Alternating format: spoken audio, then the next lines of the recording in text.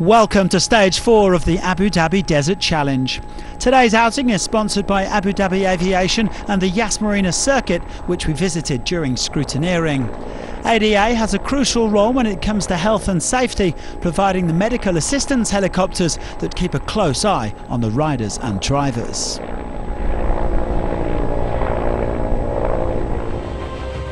A shade under 250 kilometres to be covered today, with temperatures once again soaring to nearly 40 degrees Celsius and quite a bit of wind to contend with as well.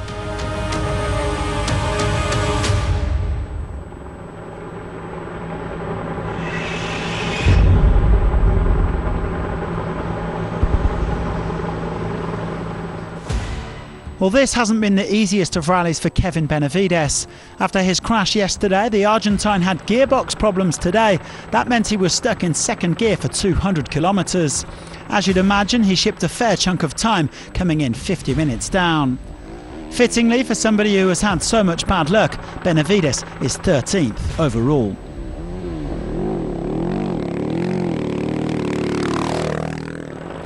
Nacho Cornejo was on course for a top 5 finish until he suffered a late crash.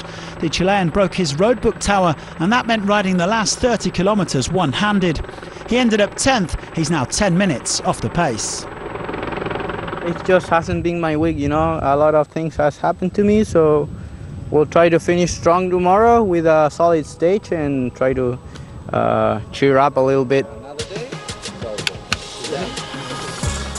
Nacho's teammate Ricky Brabeck fared much better on his Honda.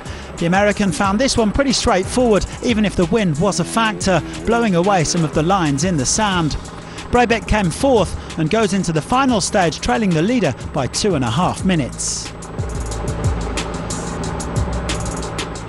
Well, nothing like a close-up view of the action. The highest placed of the Honda riders is their newest member, Pablo Quintanilla. He set off 5th today and managed to gain some time on the riders ahead of him. It wasn't always easy, pushing in the soft sand, and he spent the whole day solo, but still 3rd place, and he's now just 23 seconds off top spots.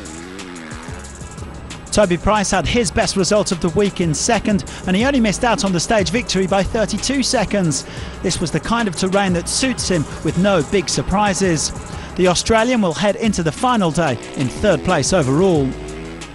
Now, Luciano Benavides was agonisingly close to victory on leg 2, narrowly missing out to Ross Branch, but the Argentine got it done today, taking his first ever stage win in Rally Raid. Finally I won the stage. I'm really happy. I wait many years to have this moment to win a stage and put my name as a stage winner. Matthias Waltner did a fine job opening today, but it still cost him over 8 minutes. He's surely too far back now to fight for overall victory. The Austrian just navigating his way through the desert traffic, and his efforts proved invaluable for Sam Sunderland. The British rider caught his old teammate after 85 kilometres and praised him for doing most of the legwork up at the front.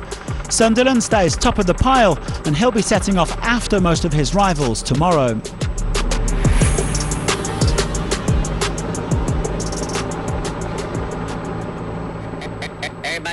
Only 2.5 minutes separating the top 4 with one stage to go. Hero rider Joaquim Rodriguez moves up into the top 5.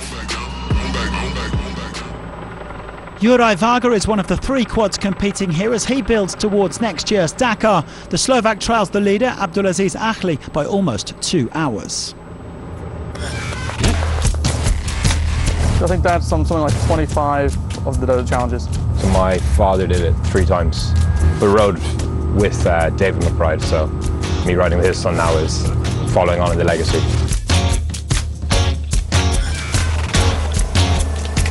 It's very much a local team, work hard, play hard kind of attitude. To give a stepping stone for local Baja races, stuff like that, to assist in people to coming to a World Championship event like this.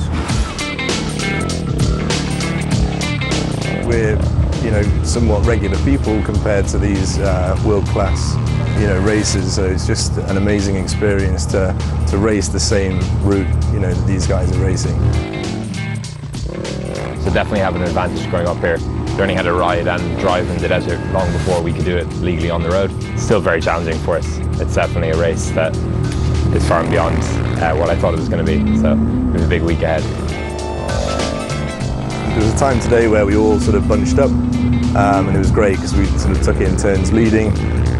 We missed the waypoint, and me and Oren decided to go back, and we'll, carried on. I think there's a small bet going around some of the crew to see which one of us wins out of the three of us. And there might be a forfeit, whoever loses. And it's really nice that it's nearly a social aspect to it. Makes it a bit more exciting than doing it solo or doing it with one of the big commercial teams here. Yeah, it'll be something that I always do. I'll always have a passion for. Well, I think it'd be something I'd continue forever. The dream for, I think, all of us, if I could speak on behalf of them, is to do Dakar one day. It makes a lot of sense to build up experience here, and then if we can get the right package together, get over to Saudi and make that happen.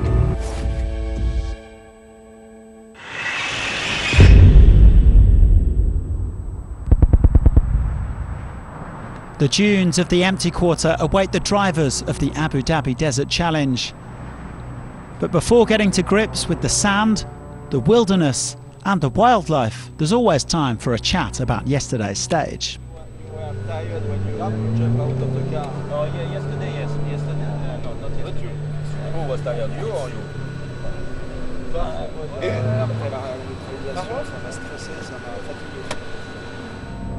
Yazid Al-Raji saw his hopes of a podium go up in smoke yesterday because of mechanical issues and a massive penalty.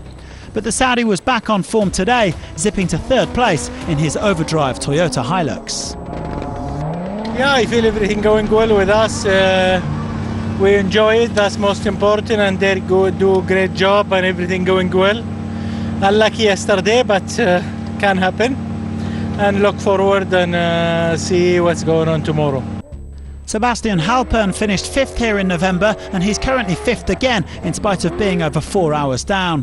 The Argentine has real pedigree. He just came 8th at the Dakar, and he has a chance to improve his position in the World Rally Raid Championship. Sebastian Loeb is now 4th overall and 2nd among the W2RC drivers. The Frenchman had good pace, but it wasn't quite enough to land the stage victory. 2nd place for the 3rd day in a row. Jakub Brzezinski has had all sorts of ups and downs in Abu Dhabi. He lost time repairing a hydraulic jack yesterday, but the pole has stayed pretty consistent and he finds himself 3rd overall. He's promised to push again tomorrow. Martin Prokop is on course to finish the rally in 2nd. His co-driver Viktor Chitka has some back issues, so the Czech driver didn't overdo it, curbing his WRC instincts to cruise home in 5th. Stefan Petter Hansel insists there are no easy stages at the Abu Dhabi Desert Challenge, and given that he has a pretty handy lead overall, he didn't take any risks. No problems with the Audi and no overheating in spite of the soaring temperatures. He's 1 day away from his 8th title. Meanwhile, Nasser Al-Attiyah made it a hat-trick of wins for the Toyota Gazoo racing team. Another 5 W2RC points in the bag. The Qatari is still over 20 hours back though, in 8th place overall.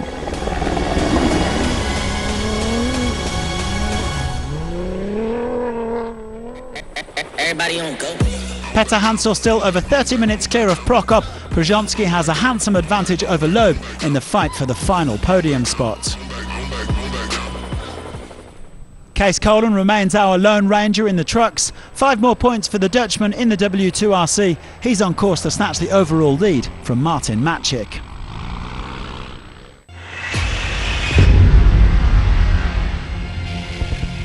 It was another one of those days for Seth Quintero in the lightweight vehicles. The American looked to have hauled himself back into contention yesterday, but with around 90k to go, he lost the rear differential in his OT3. Another hour and 10 minutes down the drain. We'll see what happens. It's don't have a lot of confidence right now. Just take it day by day, I guess. Hernan Garces is driving with Juan Pablo Letrach, who usually navigates for Chaleco Lopez. But the two former teammates had agreed to get the band back together before they knew that Chaleco would be coming here to Abu Dhabi. They were in 3rd place for the 2nd day running. Cristina Gutierrez had no issues with her Red Bull today, but she struggled to keep pace with Chaleco. Unless he runs into mechanical trouble tomorrow, she'll probably have to settle for second place.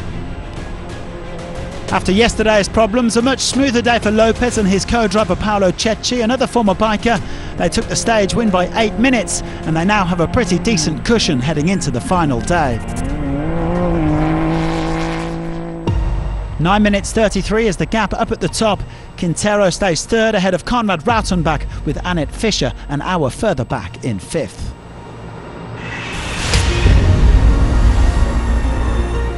There's an almighty battle raging for second place in the SSVs. Rokas Baciuskas had to get used to the heat and the big dunes here, but the 22-year-old Lithuanian is a fast learner. A few minutes dropped today, but he remains a whisker ahead of Michał Goksal. The pole is really breathing down Baciuska's neck. There are just 13 seconds separating the two men before tomorrow's final showdown. The younger Goksal was second today, 39 seconds behind his older brother, Marek. Well, the 46-year-old Marek has been on sensational form in Abu Dhabi, winning 3 of the 4 stages. After some near misses and a rather frustrating end to the Dakar, he's on course to bring this one home for the Cobalt Energielandia rally team.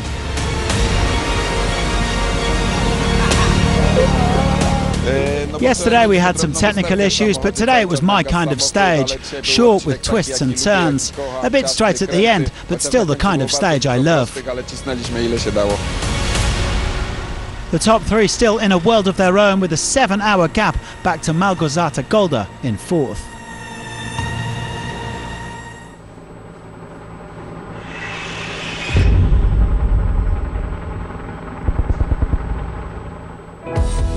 We're getting towards the business end of this rally, and after a memorable day for Luciano Benavides, the bikers have one last chance to improve their overall position tomorrow before the points are dished out in the W2RC. As for Chaleco Lopez, he's looking to double up after his victory on the Dakar. Today was a good day. Paolo did a solid job, we were consistent. Tomorrow we hope to reach the finish line in the best possible way, but today was a good day. 5 more points each for this quartet of crews, some extending their overall lead, others closing the gap.